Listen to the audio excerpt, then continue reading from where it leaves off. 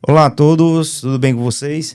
Estamos aqui na abertura do nosso primeiro podcast Raio X em Questão, onde vamos falar um pouco sobre principalmente o Outubro Rosa, né? Então, um assunto bastante pertinente, algo que a sociedade, a comunidade, ela tem que ter essas informações, não só no mês de outubro, né, sobre a questão do câncer de mama, a prevenção do câncer de mama, mas também todos os dias do ano, que trata, obviamente, de um conteúdo que chama bastante atenção. Então, nós estamos aqui hoje com a professora Jaqueline Lucena. Obrigado, professora, por compartilhar conosco os conhecimentos, né, sobre o Outubro Rosa, e também a professora Maíra, que veio também contribuir com a nossa conversa, um bate-papo, né, na verdade, falar um pouco sobre essas áreas que eu tenho certeza que vocês amam de paixão, né, tanto que hoje estão aqui vestidas de rosa, né, vieram a caráter para a gente bater esse bate-papo aqui, que com certeza muita gente depois aí vai ouvir, né, e ter mais conteúdos aí para serem discutidos. Bom, nós sabemos, né, que o câncer de mama, ele é um dos cânceres, né, que mais atinge hoje mulheres e, por que não também dizer, homens, né? Uhum. E que, de certa forma, há um desconhecimento ainda da sociedade, da comunidade, não só em Patos, não só no Nordeste, não só no Brasil, mas no mundo, né? Hoje a gente sabe que pela Organização Mundial de Saúde é uma das doenças que mais prevalecem aí, vamos dizer assim, no que diz respeito ao câncer de mama. E aí a gente começa esse bate-papo falando justamente o porquê do rosa, o porquê o Outubro Rosa, né? De onde é que veio esse Outubro Rosa? Qual a ideia disso aí? É uma cor bastante chamativa, mas que é atrelada hoje a uma das principais doenças, né? Como a gente acabou de falar, mas o porquê do rosa? Então, essas campanhas relacionadas ao Outubro Rosa começaram lá nos Estados Unidos do ano de 1990, onde foi feita o quê? Uma corrida, né, com mulheres que já tinham sido acometidas por meio do câncer de mama, e essas mulheres se juntaram para fazer essa corrida.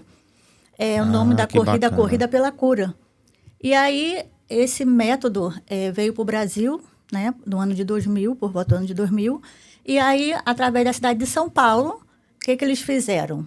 Uma forma de homenagear as mulheres e, ao mesmo tempo, enfatizar a importância dessa campanha.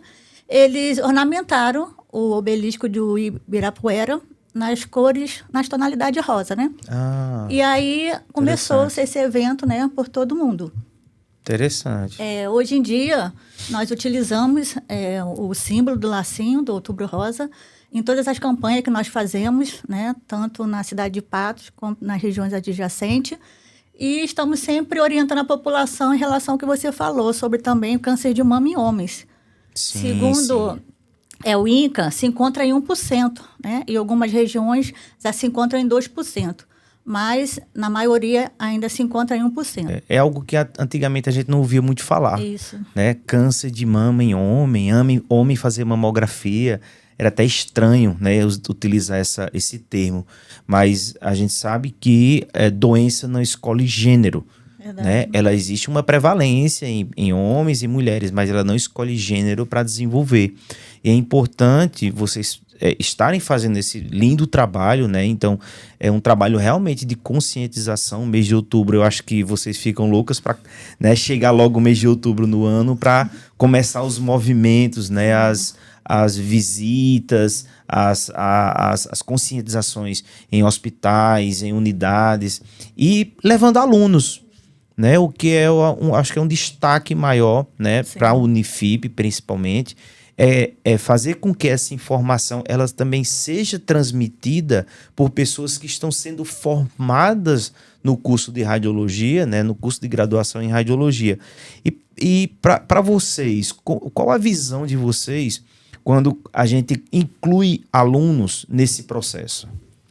Assim, a importância do aluno se dá justamente dele colocar em prática o que ele aprende teoricamente dentro da sala de aula, levando informação nesse período de Outubro Rosa para aquelas mulheres que estão ali dispostas a escutar eles, né? Nós levamos sempre esse tipo de informações através de palestras a ambientes públicos, né, e privados, escolas, centros de saúde, hospitais, Perfeito. para que assim, e levamos os nossos alunos para que assim eles consigam levar a teoria da sala de aula como informação para aquelas mulheres na prática. Sim, E isso perfeito. é muito bem-vindo, Com porque certeza. nós recebemos relatos de muitas mulheres que buscaram se cuidar após essas informações, após receber essas informações, né? Porque nós Bacana. enfativamos o Outubro Rosa, mas na realidade é uma preocupação que nós devemos ter o ano inteiro.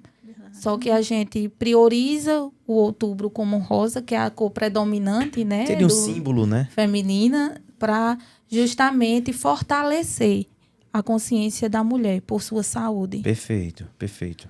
E o que acontecia? Antigamente, as mulheres ficavam esperando o quê? Um mês para poder começar a se autoconhecer, né? Fazer o autoexame. Sim, e hoje sim. em dia, o que a Sociedade de Mastologia orienta, brasileira de mastologia? Que essa mulher, independente de períodos, né, do mês, ela sempre possa estar se tocando e se autoconhecendo. Porque foi dessa forma que muitas mulheres passaram a detectar. Embora o exame de mamografia ele detecte, né, achados radiológicos a partir de 2 milímetros, a mulher em casa seria difícil, né? Sim, ela conseguir sim. detectar em menos de 2 milímetros. Mas, mesmo assim, esse método ainda ele está sendo utilizado para que essas mulheres não fiquem em casa, o quê? Se né, analisando e, por conta própria, acham que estão bem. Sim, sim. Né? Foi feito um estudo e se descobriu o quê? Que essas mulheres que ficavam em casa se autoanalisando e achando que estavam bem, elas chegavam nos consultórios médicos, né, nos postos de saúde, com o câncer de mama já no estágio avançado. Entendi. Então, tem que ser feito sim, mas também não pode abrir mão de fazer o exame de mamografia e a sua prevenção durante todo o ano, né? É um monitoramento diário, praticamente, Isso, né? Por que não falar, né? Com certeza. O autoexame, pelo que a gente estuda, pelo que a gente pesquisa, ele é algo que é feito durante o banho, por exemplo, né? As Isso. orientações. Então, a mulher e o homem, né? A gente tá falando aqui mulher, mas também o homem Sim. também, né? Fazer esse toque, né?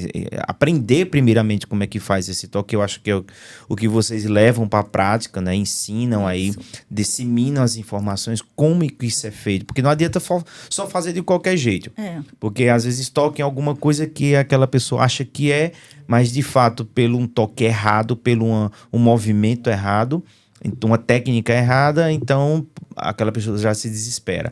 Né? Então, eu acho que a importância de levar informação como vocês fazem, eu acho que é muito importante. E principalmente, como a gente acabou de falar, colocando alunos, né, que estão sendo formados para disseminar também esse conhecimento, porque ele leva para casa, ele leva para uma tia, ele leva para uma prima, ele leva para a mãe, ele leva para as conhecidas, como isso é feito, e a informação ela vai se disseminando.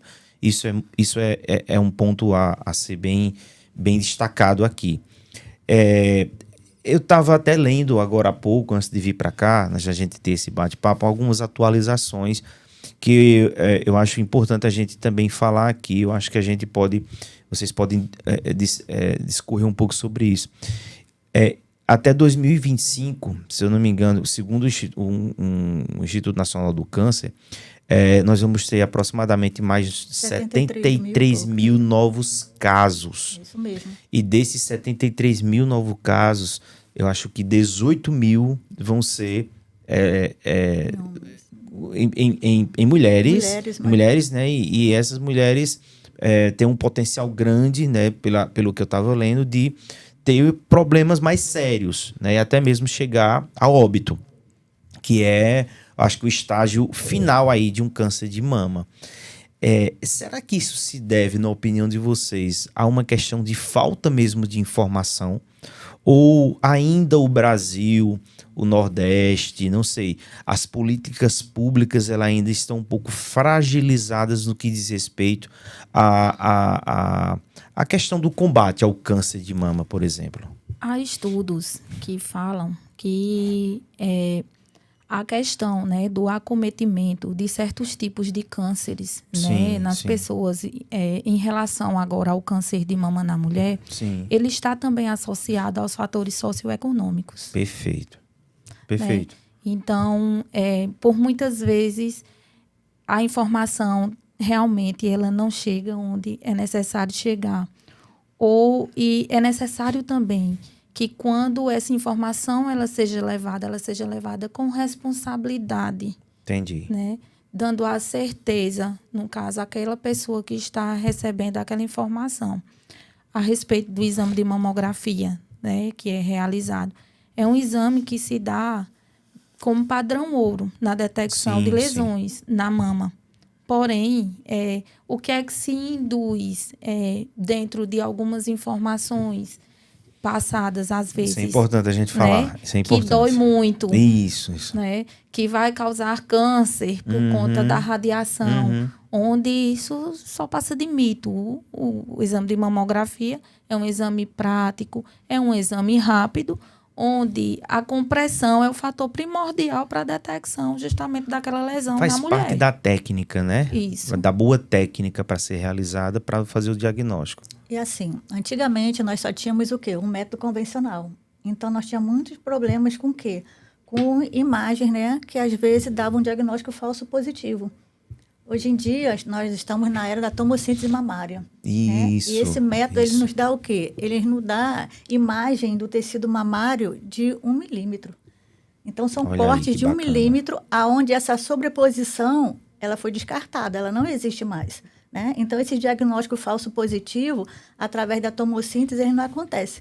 Sem contar que o quê? De acordo com os estudos, ela é 30% mais eficaz do que as mamografias que não nos dão esse corte, né? Entendi. Mas comparado com os métodos antigos, hoje em dia nós conseguimos um percentual, né, de falso positivo baixíssimo. Reduzido, né? Isso. Só que é aquele negócio, trazendo para as políticas públicas, tudo bem, que às vezes as pessoas não querem defender o SUS, né? Mas, nesse método, o que eu acho? A Maíra acabou de falar aqui em relação à falta de comunicação. Só que muitas mulheres têm a informação, né? Mas, infelizmente, se deparam com o problema do medo da compressão. E aí, às vezes, elas têm acesso ao exame, mas não vão fazer justamente por causa desse tabu que foi criado, né? Então, toda vez que a paciente chega para a gente na sala de mamografia, é importantíssimo a gente orientar o quê? Que essa mulher leve essa informação para outras mulheres. Claro, né? Perfeito. Que não vai ficar dependendo só de nós, profissionais de saúde, nem dos estudantes. Porque esses estudantes, daqui a um tempo, eles vão estar sendo profissional e eles são a nova geração que vai estar sendo formada, né?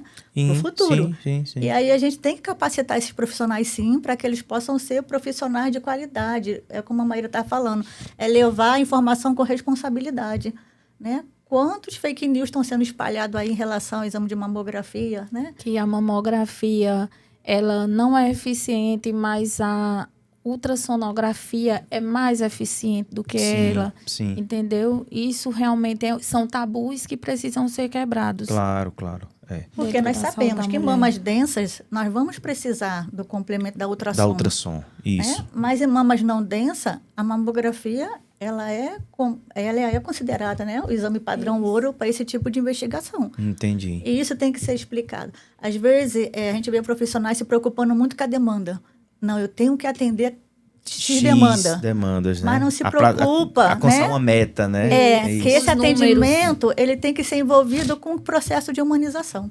Perfeito, né? perfeito. Eu sou, assim, né, meio complexo em falar isso, porque eu trabalho muito esse lado, mas tem que andar junto, né? Claro. Todo serviço de saúde, ele tem que prestar esse atendimento humanizado, porque é isso que faz toda a diferença, né? Eu não posso ser um robô em receber a mulher, posicionar, realizar a técnica do exame e dispensar ela.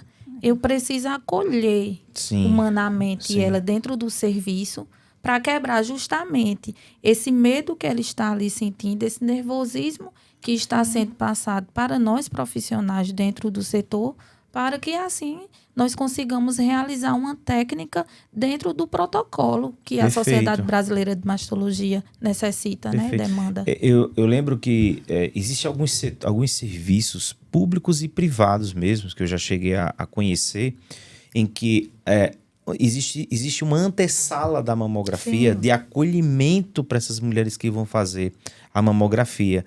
Eu lembro que tinha uma professora nossa, né, professora Adriana, mandar um abraço para ela, Adriana, que esteve conosco um bom tempo, e ela fazia muito esse trabalho, né, de acolher primeiro essas pacientes, para depois ela realizar os exames.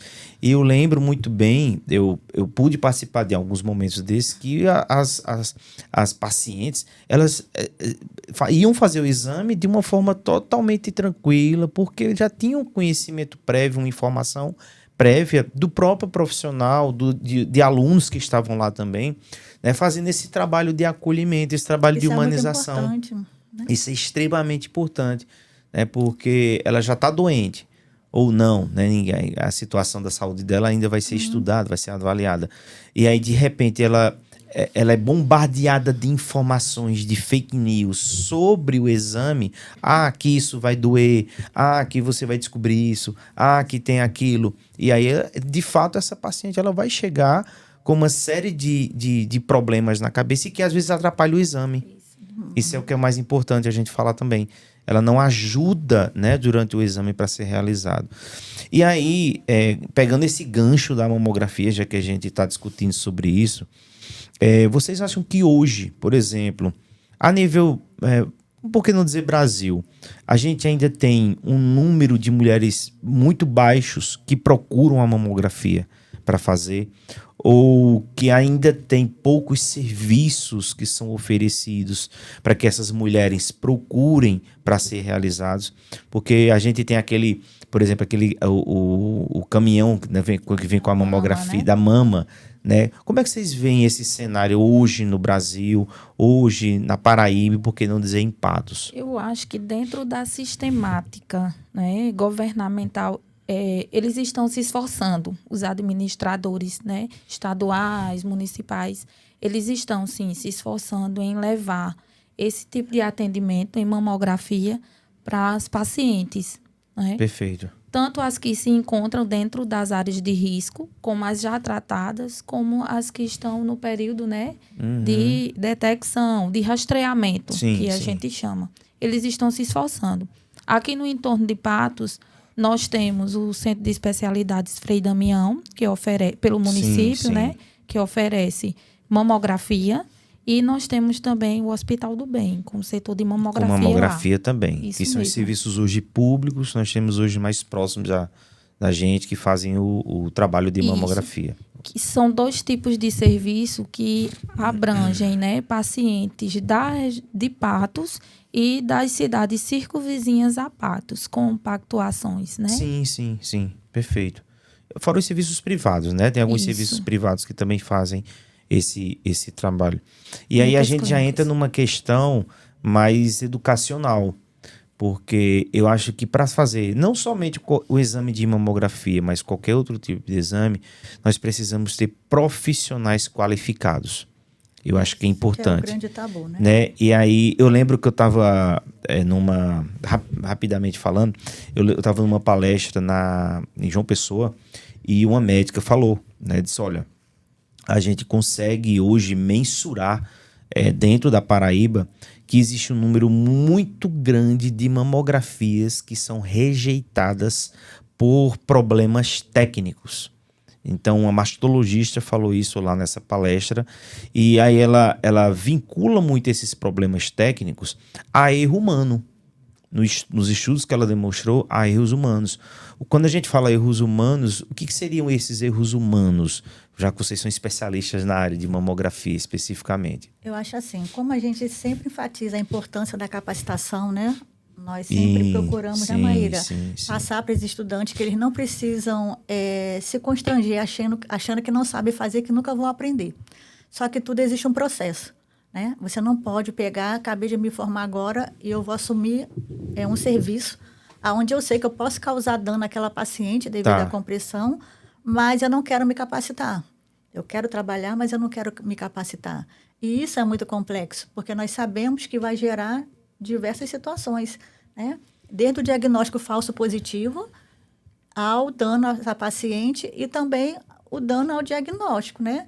E nós vamos estar causando o quê? Uma situação complexa para o médico, para a médica mastologista ou radiologista, porque eles precisam do nosso trabalho para desenvolver o deles. Sim, e se a gente não prestar esse serviço de qualidade, né? Não, a equipe tem que trabalhar junto. Então, nós vamos estar causando, tanto para a paciente, que vai ter que ter esse retorno para poder complementar esse exame, como para o diagnóstico dela também, que vai se tornar tardio o diagnóstico devido a esse atraso, né? Claro. E também, eu costumo falar sempre assim, um dia você está fazendo numa paciente, amanhã ou depois você pode alguém fazendo em você ou em alguém da sua família. Então, analise de que forma você quer prestar o seu serviço, sim, porque você também vai estar sendo visualizado por diversas pessoas. Sim. O seu exame, ele vai sair dessa sala e ele vai alcançar diversos hospitais, né? Diversos profissionais. E aí, você como profissional, como você gostaria de ser visto? Então, muitos não querem passar pelo processo do aprendizado. Entendo. Né? Querem fazer, mas sem saber. E não é assim. Né? Na mamografia, eu costumo dizer que quando a gente vai, né, para os outros setores, a gente não causa dor no paciente. O paciente chega com a dor e aí nós vamos lá, né? E já acabou, né? Nossa, foi tão rápido. Mas na mamografia é diferente. Na mamografia, como você falou, né? Que a professora Adriana, que trabalhou com a gente, Bittencourt, que a gente tem um carinho imenso por ela, é necessário esse atendimento humanizado, né? Essa parte antes do exame de mamografia. Eu acho, em relação a essa questão, que além da importância da capacitação e preparo humano, a gente retorna para os números. Sim. A questão da demanda de agenda, Sim. que o profissional também precisa atender. O exame de mamografia é um exame simples para o paciente, mas que para nós profissionais ele tem que estar dentro do protocolo. Não é? Para o mastologista poder seguir, né, o trajeto de trabalho dele. Então, quanto maior for a demanda, com certeza, durante o entorno do atendimento, haverá, né, esse questionamento do futuro, né, cansaço, para interromper o segmento do protocolo correto. Entendo. É complexo, porque eu acho também que isso vai muito do profissional, porque eu sempre trabalhei com alta demanda em relação à mamografia. E eu nunca deixei meu exame sair de forma que chegasse e tivesse que voltar porque estava com erro. Eu acredito que naquele momento ali que a paciente está na sua mão, aquilo ali é essencial, aquele momento. Né? Porque depois que sair dali, vai para diversos setores e aí o que vai acontecer? Esse retorno da paciente de novo para complementar o exame. Fazer um reagendamento, né, com esse paciente novamente, aí você deixa de atender outro e aí você vai gerando uma bola de neve. Porque você atende 20 numa manhã, de repente daqueles 20 voltam 5. Então, no outro dia ou na outra semana, você deixou de atender 5, porque tinha aqueles 5. Isso vai gerando um problema para o profissional, para o serviço também, obviamente, e o constrangimento para a paciente. Né? Ela já pensa logo, por que eu vou ter que voltar de novo? Porque eu estou com a doença. Nós somos gratos muito ao serviço que está sendo prestado lá no Frei Damião, deles terem aberto essa oportunidade, né? Para a gente poder capacitar esses estudantes para o mercado de trabalho. Sim. Porque nós também enfrentamos dificuldade em relação a isso, né? Entendo. A oferta dos setores para que a gente possa ensinar esses estudantes. Entendo. E lá eles agregaram a gente, né? Entendo. Abriram as portas, né? E confiaram no nosso trabalho. Isso também é muito importante, você ter a confiança, né? Claro. De confiar o trabalho na sua mão. Claro. Em breve nós vamos estar recebendo, né, aqui na região de Patos, o acelerador linear. Sim. Né? O que eu acho que vai ser um grande avanço para o tratamento de câncer de forma certeza. Geral.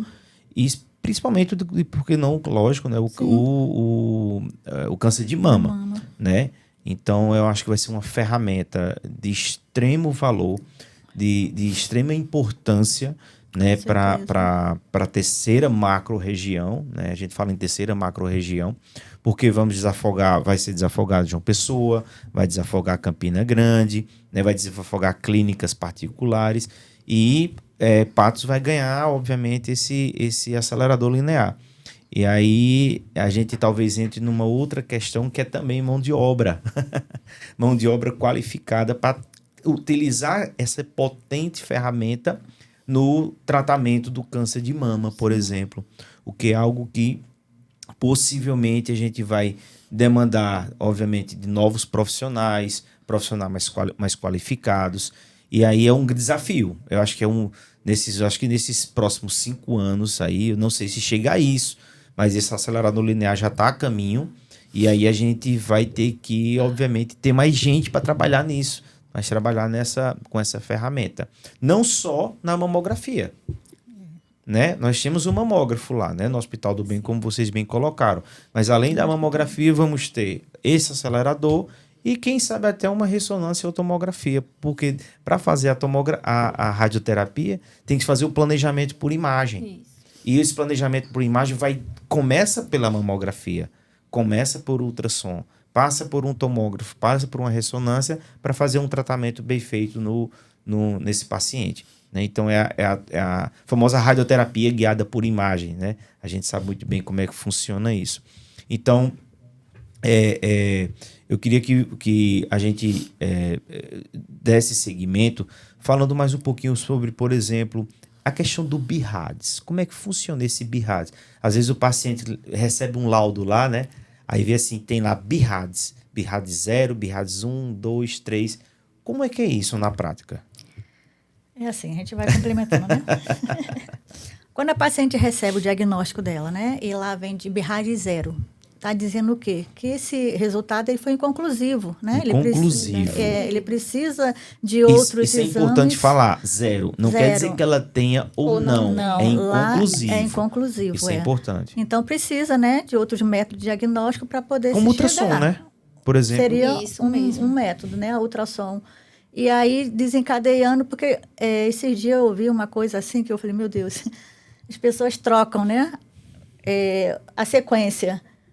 Geralmente o quê? BIRADS 3 Sim. é provavelmente benigno. Benigno. BIRADS 4 é provavelmente maligno. Não quer dizer que o BIRADS 3, o achado é benigno. O 2 é achado benigno, né? Agora, o 3, ele é provavelmente benigno, ele não é benigno.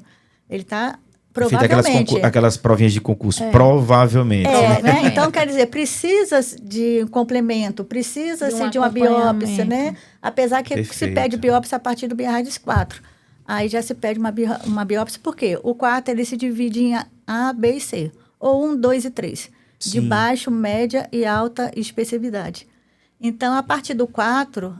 né, se acende um alertazinho vermelho, que precisa ter mais cuidado e se voltar para os exames complementares, né? No caso, a biópsia, que já descarta muita coisa. Sim, Mas em muitos casos também vai ser necessária a ressonância. Isso. Por exemplo, né? Em caso, fugindo um pouquinho do BIRADS, mas voltando para a paciente que tem prótese de silicone. Sim. Que o exame de mamografia, ela vai fazer, aí as pessoas falam, mas é igual. Não é igual a paciente que não tem a prótese. O exame de mamografia para paciente que tem prótese, nós precisamos de fazer a manobra de Eklund. É uma manobra que, ao invés de ser 4 imagens, nós fazemos 8. 8 porque imagens. Temos que empurrar essa prótese de silicone para dentro da região do peitoral da paciente para que a gente possa o quê? Comprimir essa região da mama sem essa prótese. A dose de exposição, só abrindo um parênteses, já que a gente já falou em dose, né? A dose de exposição em mamografia, ela é alta ou é baixa, comparada a outros métodos? Não, comparado a outros métodos de detecção, né? No caso de diagnóstico por imagem, é uma dose baixa. Uma dose baixa, isso, né? Que não vai mesmo comprometer nenhum... Isso é importante a gente falar também, né? Importantíssimo. Até porque não há nenhum estudo que comprove que, por exemplo, a mulher chega e pede o protetor de tireoide, certo? Mas não há nenhum estudo que comprove que o câncer de tireoide tem alguma ligação com a exposição da radiação durante o exame da mamografia. Inclusive... Olha aí, pessoal, tá vendo? né? Então, radiação ionizante na mamografia, ela é a mínima possível, como também nos outros métodos, né, de diagnóstico. Inclusive, assim, pacientes que chegam para a gente, né? Eu sempre oriento, assim que possível, acesse o site do Ministério da Saúde e coloque lá, protetor de tireoide, Ministério da Saúde, né? E você vai ver que está a nota lá, dizendo que não é obrigatório, Não é obrigatório. devido à radiação não chegar à glândula tireoide da paciente. Entendo, Né? entendo. E que ele atrapalha também, né? Na crânio-caudal, que é uma incidência onde nós fazemos, comprimos a mama de cima para baixo, ele não atrapalha.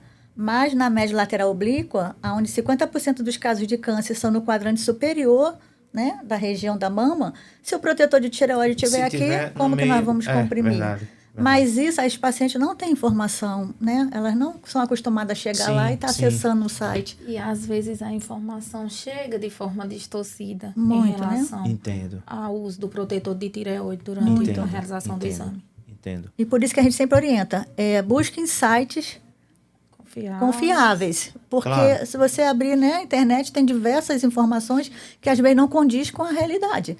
E aí a paciente fica com a cabeça, né, sem saber para onde né? ir. Porque às vezes começa, às vezes em casa, né, com a técnica de se tocar. Diz que, opa, eu tenho alguma coisa. Chega no médico, mas não, vamos fazer uma mamografia. Então ela já se preocupa com esse ciclo. Ah, porque ouviu falar de fulano, ouviu falar de uma pessoa, de um primo, de uma tia, enfim.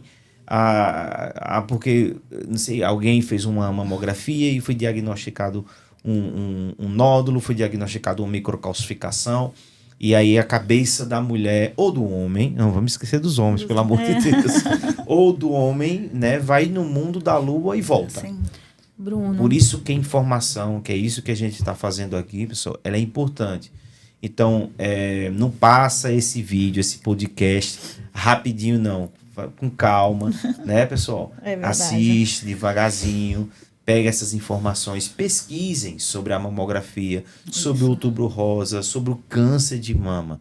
Eu acho que é importante. Informação nunca é demais. Pode falar, professor. É importantíssimo ressaltar, né, a questão da idade correta da realização Sim, o pessoal da tem muito essa mamografia. dúvida também, né?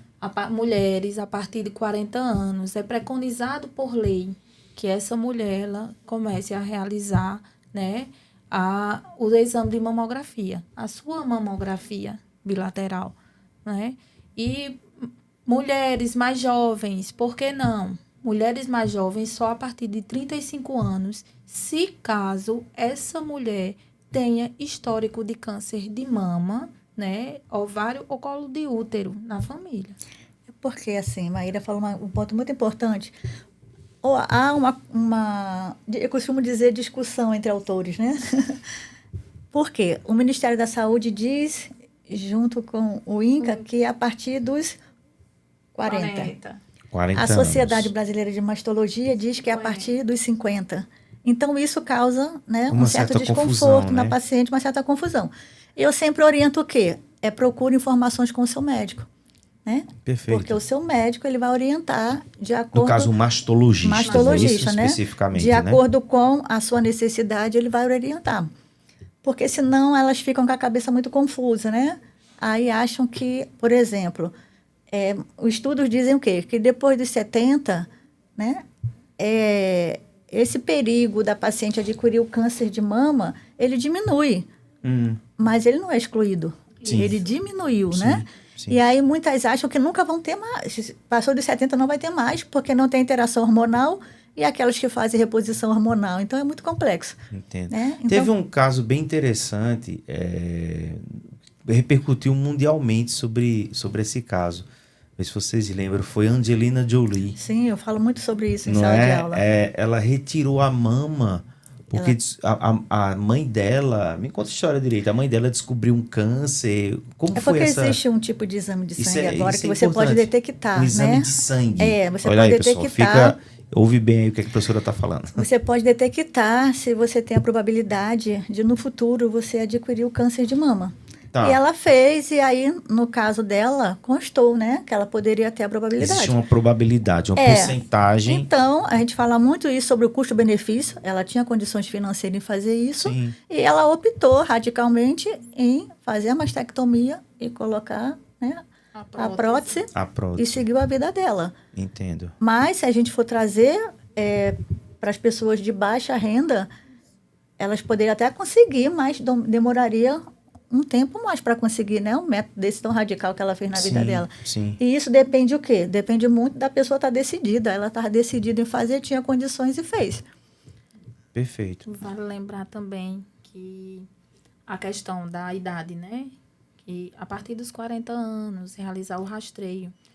E vale a pena a gente lembrar que a saúde da mulher, ela é necessária sempre. Então, toda mulher, ela precisa se cuidar. Ela precisa se tocar também, né? Procurar um médico, a médica de confiança, o médico de confiança, ginecologista, mastologista, para que assim ele possa levar, né? Solicitar os exames sempre necessários. Porque o câncer de mama, ele já saiu do patamar de acometimento de mulheres com idade a partir dos 40 anos, Sim. que é idade de rastreamento. Ele está acometendo também mulheres mais jovens. Então, é necessário que a mulher ela tenha responsabilidade, né, sobre sua saúde. Sim. Pessoalmente, sobre sua saúde e comece a se cuidar mais. E isso é algo que está na nossa Constituição Federal, inclusive, né? A gente não está falando nada aqui que não esteja uma fundamentação legal. Né? Lá na Constituição Federal a gente fala muito sobre isso, a gente lê muito sobre isso, né? Que saúde é direito de todos. Né? O acesso à saúde é direito de todos. Então, por que não procurar? Né? Já que nós temos serviços aqui, nós temos profissionais qualificados e capacitados, né? Como médicos, mastologistas, como profissionais, né? da área de ginecologia, né? Profissionais que executam o exame, que são os tecnólogos e técnicos em radiologia. Então, a professora Jaqueline até fez um curso esses dias, não foi, Jaqueline? De qualificação para mamografia. Eu pude acompanhar e acho que foi muito bacana. Acho que atingiu, né, o objetivo principal, que é capacitar. Que é o que mais nós falamos hoje em dia, capacitação profissional. Mercado de trabalho hoje, ele é aberto. O problema é que nós não temos profissionais qualificados. Eu falo muito sobre isso, em né? todas as áreas, né? Na área de radiologia, na área da odontologia, na área da fisioterapia, da psicologia. Então, se não houver qualificação para chegar nesse patamar que vocês chegaram, né, de estar levando informação, ser um agente mesmo transformador. Porque quando a gente tem conhecimento e fala sobre algo, a gente também é um agente transformador de vidas. Porque quantas e quantas pessoas hoje não podem estar ouvindo, assistindo o nosso podcast e não sabia disso que nós estamos falando. Verdade. E ela escuta, ouve, replica para outras pessoas, e aí outras pessoas têm o conhecimento. Isso é válido. Eu acho que a gente cumpre com o nosso objetivo, né, de ser esse agente transformador, multiplicador do conhecimento. Essa multiplicação, ela é importante justamente em relação à informação, que a gente sempre bate na teclazinha do Enter, né? Sim. Vamos replicar, mas vamos replicar com responsabilidade e a verdade. Sim. Porque a partir do momento que nós acolhemos um paciente e realizamos o exame de mamografia daquela paciente, ou daquele paciente, né? Feminino ou masculino. E a gente consegue atender a expectativa dele, com certeza ele vai sair dali daquele setor replicando aquela experiência que ele teve conosco. Com certeza, sem dúvida alguma. Como foi? Estamos chegando ao fim do nosso primeiro podcast, né? Raio-X da questão. E aí eu queria que, primeiramente, a Jaqueline e depois você, professora Maíra, primeiramente agradecer, né? Agradecer esse momento aqui de discussão, que foi muito rico.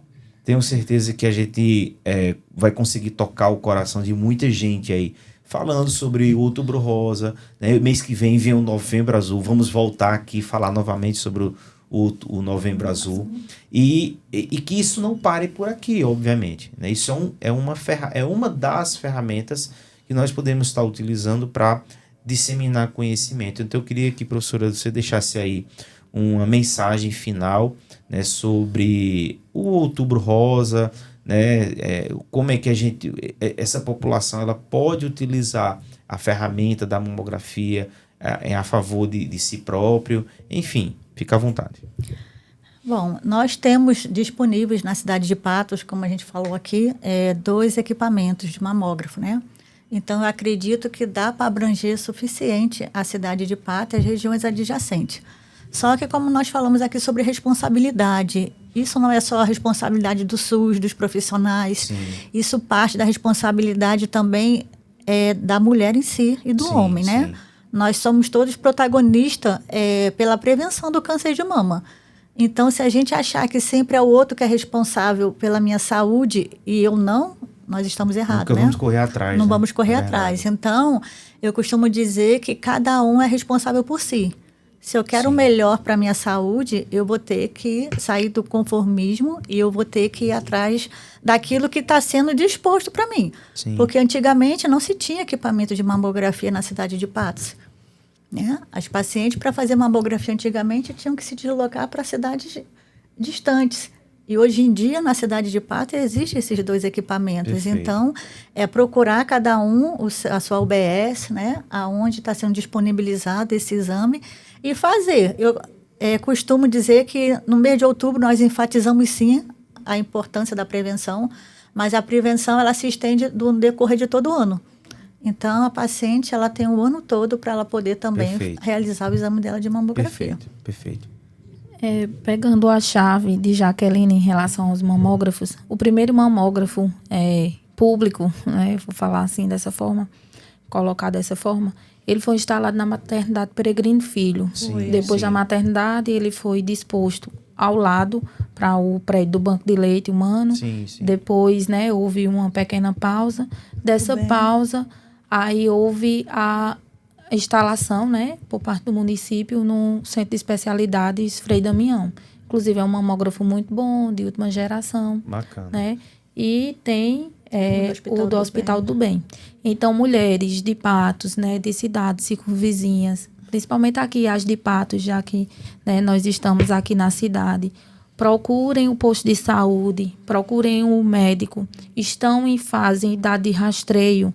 O médico, com certeza, vai solicitar a sua mamografia, né? A partir daí, você vai ser encaminhada para realizar o seu exame. Perfeito. Nós estamos abertos, né? No caso, o Frei Damião, o Hospital do Bem também, de segunda a sexta-feira, manhã e tarde, a realização desses atendimentos em mamografia, Bacana. Esse acolhimento. E o outubro é rosa, mas lembrem-se que o ano inteiro também precisa ser. Sim. Né? Nós precisamos nos cuidar constantemente. Pega na mão da sua mãe, da sua irmã, que está naquela idade de rastreio, naquela fase, e vamos se cuidar. Nem que seja força, né, para fazer o exame, para se cuidar. Isso. É importante a gente falar. E para a gente encerrar, eu agradeço a vocês duas, né, por estar aqui hoje. E dizer que eu fiquei muito contente, né, com essa discussão. Passa rápido, né? Mas o que é bom sempre passa rápido. E dizer que a radiologia hoje, ela abrange vários campos, né? Ela abrange vários campos. A gente está falando aqui uma pontinha do que a radiologia hoje que é trabalhar com saúde, trabalhar com atenção básica. Por que não? Né, a trabalhar com diagnóstico, a trabalhar com rastreamento, com tratamento. Então, finalizamos por aqui. Mais uma vez agradecemos e até o próximo episódio do Raio X da Questão. Forte abraço a todos.